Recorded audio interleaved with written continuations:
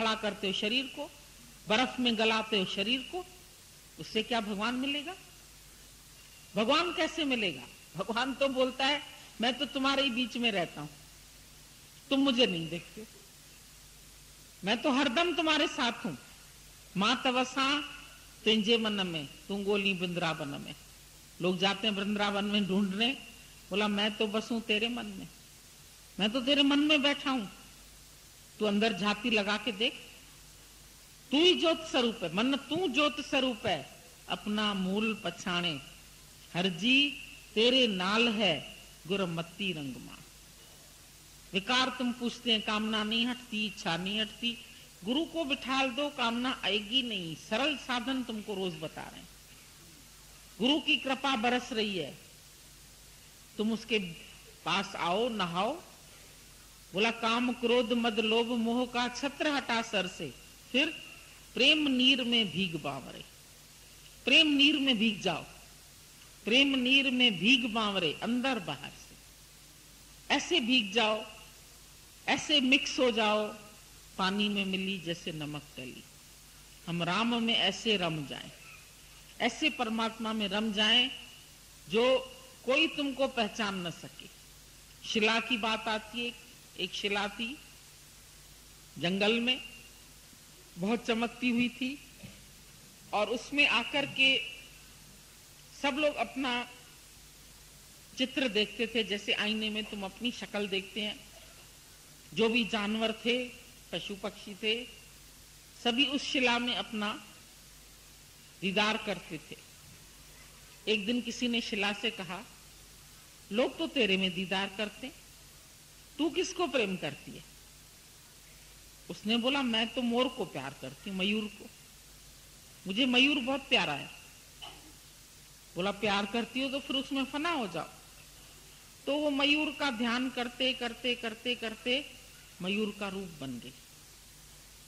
फिर जितने जंगल के जानवर आते थे, पशु पक्षी आते थे, उनको उसमें अपना अक्स नहीं दिखाई देता था, उस शिला में उनको मयूर दिखाई देता था। और फिर लोग मयूर को बोलते थे तुम उसके पास जाते क्यों नहीं, वो तो तुमको याद कर रही है। एक दिन उनके कहने से मयूर वहां गए, उसने जैसे ही मयूर को प्रत्यक्ष देखा, उसी दिन से शिला पिघल के मयूर में मिल गई, पानी हो गई। तो इसका अर्थ क्या बताते, हम भी शिला जैसे ही थे। इसमें कईयों के चित्र थे, सब संबंधियों के, माया वालों के, घर वालों के, पड़ोसियों के, सहेलियों के, बिजनेस के, दुकान के, माया के, सब अक्स पढ़ते थे। कभी अंदर दिल में आवाज आती है, हमारा भी तो कोई प्रियतम होना चाहिए। ये तो सब जानने वाली चीजें आज हैं, कल नहीं रहेंगी। जो पदार्थ हैं तुम्हारे पास, वो आज हैं, कल चले जाएंगे। तो तुम इन पदार्थों को देख रहे हो, इनको प्यार कर रहे हो, तुम्हारा प्रियतम कौन है? मन को तलाश होती है, ऐसा सतगुरु मिले, ऐसा रहबर मिले, ऐसा रहनुमा मिले।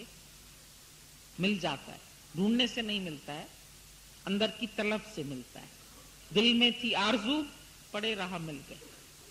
खुदा खुद आता है, भक्त का भी भगवान को चिंतन होगा, उसका सफल क्यों न जीवन होगा। भक्त भी भगवान की तलाश में ही देखता है कौन सा ऐसा साफ दिल है, पवित्र हृदय है, जहां पर मैं अपना आसन जमा लूं। भगवान को भी साफ दिल चाहिए। कबीरा मन ऐसा निर्मल भया, जैसे गंगा नीर, पाछे लागा हरी फिरे, कहत कबीर कबीर। फिर हमको भी जैसे उसको मयूर मिला, हमको सतगुरु मिलता है।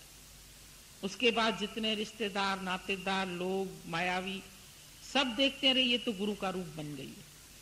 इससे क्या बोले, इससे जब बात करो ये तो पागल है, ये तो गुरु गुरु करती रहती है, गुरु ऐसा, गुरु ऐसा, गुरु ऐसे। क्या इनको मिल गया, पागल हो गए हैं।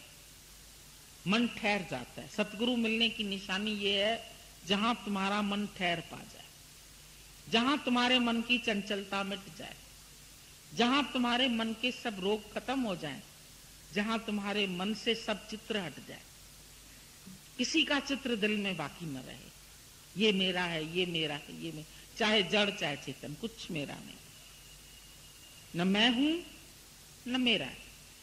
मैं और मेरे से हटके जब हम चलते हैं ईश्वर की नगरी में, परमात्मा की नगरी में, तो हमको ऐसा अंदर से आनंद का अनुभव होता है, हमारी मैं पिघल जाती है। जैसे शिला पिघल गई, ऐसे ही हमारी मैं भी पिघल जाती है और परमात्मा से मिलके तद्रूप हो जाते हैं, उसी का ही रूप हो जाते हैं। गीता में भी भगवान ने बोला, हे अर्जुन, मेरे को जैसा मैं हूं, जितने प्रभाव वाला मैं हूं, ऐसा मेरे को ज्यों का त्यों जो जानता है वो मेरा स्वरूप हो जाता है। जानत तुम्ही हो जाई। तुमको जानते जानते तुम्ही को प्राप्त हो जाए। भगवान का चिंतन करते करते तुम भगवान से तद्रूप हो जाओ, एक रूप, कोई अलग नहीं कर सकता है। पिक्चर के गाने चलते हैं, दो जिस्म मगर एक जान है हम, ओ मेरे सनम ओ मेरे सनम। दो जिस्म दुनिया में दिखते हैं लेकिन जान एक है। और ये जान किसकी है? ये जान गुरु पर सदके वार देते हैं हम। क्या दें गुरु को? आज तुम सब इतने फूल लेके आए, हम तो तुम सबको देखते, तुम ऐसे सुंदर खिले खिले फूल है जो कभी मुरझाएंगे भी नहीं। इनको रखने के लिए हमको जगह चाहिए, लेकिन तुम तो दिल में बैठ गए, ऐसी जगह बैठ गए जहां से निकलेंगे ही नहीं। ऐसे बढ़िया प्यारे प्यारे फूल हो जिनकी सुगंध सारी दुनिया ले रही है, यही फूल हमारे अर्पण हो जाएं, गुरु के बन जाएं, गुरु जैसे हो जाओ, तो सारी दुनिया तुम्हारे में भी गुरु का अक्स देखे। जिससे मिलो उसको ये आत्मक प्यार दो, जिससे मिलो दिल से आशीर्वाद दो। किसी का ऐब नहीं देखो, किसी को ठोकर नहीं लगाओ, किसी के बुराई का चिंतन नहीं करो। ये सब बातें तुमको ईश्वर से दूर करने वाली, और अभिमान कभी नहीं करना। कल भी मैंने तुमको बोला था, ज्ञानी नहीं बनना, प्रेमी बनना। कभी भी भूले से अगर तुम लोग सोचो लिख ले हम भी ज्ञानी बन जाएं, वेद शास्त्र हमारे नाम से लिखे जाएं, ज्ञानी कभी नहीं बनना। ज्ञानी बहुत पापी होते हैं, उनके पास शास्त्रों का ज्ञान होता है, लेके शास्त्र बैठ जाते हैं। शास्त्र क्या है? हमारे गुरु ने बोला ये मरी हुई मक्खियां हैं, बुरा लगे तुम्हें तो लगे, हम सच्ची बात बता रहे हैं, उससे तुम्हारा उद्धार नहीं होने वाला है। जब तक तुमको सतगुरु नहीं मिलेगा तब तक तेरा कल्याण नहीं होगा। ये सब पोथियां बाद में हुई। गुरु नानक साहब पहले आए, ग्रंथ साहब पीछे बना, लेकिन पहले कौन आया? गुरु नानक साहब। और आज उसको कोई नहीं जानता है, सब किताब रख के उसकी पूजा करते हैं। उसमें जो लिखा है, हम बोलते हैं क्या तुम उसमें जानते हैं उसमें क्या लिखा है? किसी गुरु ने तुम्हें समझाया? उसमें लिखा पड़ा पूरे गुरु का सुन उपदेश। तुम तो पढ़ उपदेश, तुम तो उपदेश पढ़ रहे, सुन, काम से सुन, ऐसा कोई गुरु तुझे मिले। और काचे गुरते मुक्त न हो, ये भी समझ लेना, कच्चे और पक्के की भी पहचान दी उसने। साधु सो सतगुरु मोहे भावे। कैसा सतगुरु चाहिए? सत्य नाम का भर भर प्याला आप पीवे और मोहे पिला। और कुछ नहीं देता है, सच बताता है।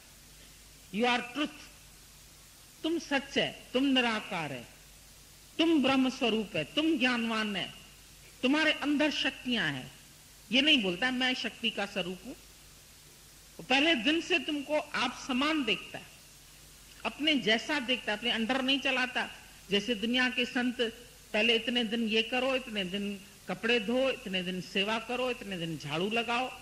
अरे हम गीता भगवान के पास रहते थे, हम लोगों के अंदर उमंग होती थी, प्रेम होती थी, हम सोचते थे गुरु की सेवा करें। मन हटने का नहीं करता था, लगता था आजीवन इनके चरणों में पड़े रहे। पता नहीं कैसे तो ऐसा साकार कृष्ण मिला, क्या निराकार विराकार हमको समझ में ही नहीं आता था। बोलते थे निराकार को जानो, हम बोले जाओ तुम जानो, हम तो आपको जानते हैं, हमें और किसी से काम नहीं है। तो बोलते थे नहीं नहीं, तुम अपने आप में स्थित हो जाओ। हमने बोला जब तक आप हैं तब तक तो हम नहीं होंगे स्थित। हम आपके घर में रहें, आपका झाड़ू लगाएं, पोछा लगाएं, काम करें, सेवा करें, इस शरीर से आपकी सेवा हो, जो कुछ बन पड़े वो खिलाएं बनाएं, बहुत अच्छा लगता था। हटने का मन